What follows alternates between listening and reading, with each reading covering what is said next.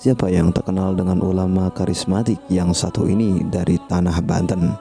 Ya, Syekh Asnawi Caringin. Nama lengkapnya adalah Kiai Haji Tubagus Muhammad Asnawi. Beliau adalah seorang ulama karismatik dan pendekar yang lahir di Kampung Caringin, Banten pada tahun 1850 Masehi.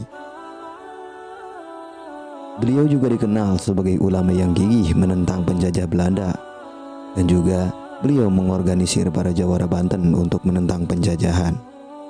Kiai Haji Asnawi lahir di Kampung Caringin sekitar tahun 1850 Masehi.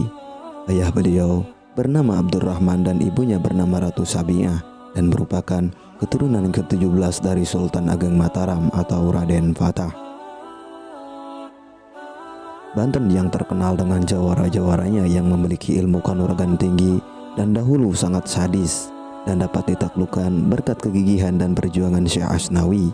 Beliau juga terkenal sebagai ulama dan jawara yang sakti yang sangat disegani oleh para penjajah Belanda. Sejak usia 9 tahun, Kiai Haji Asnawi sudah dikirim ayahnya untuk menuntut ilmu di Tanah Suci Al-Mukarramah.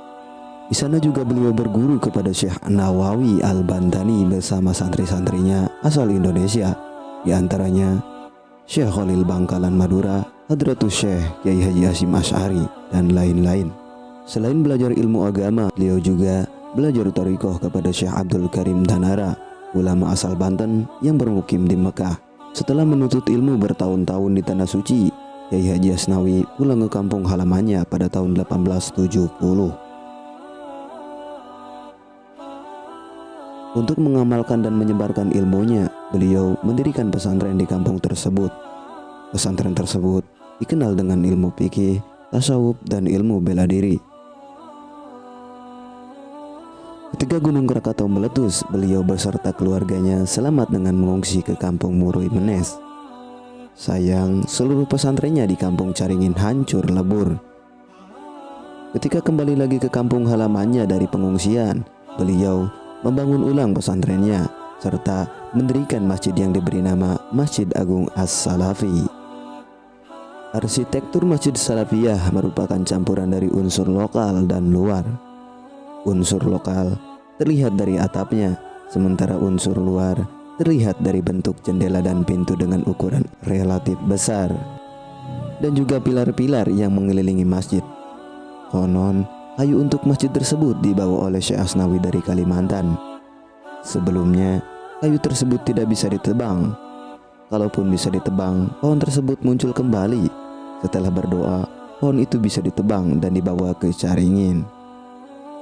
Hingga sampai ini, masjid tersebut masih berdiri kokoh sampai sekarang. Pada tahun 1925, beliau mengerahkan santri-santrinya untuk turut membangun jalan antara Labuan dan Carita.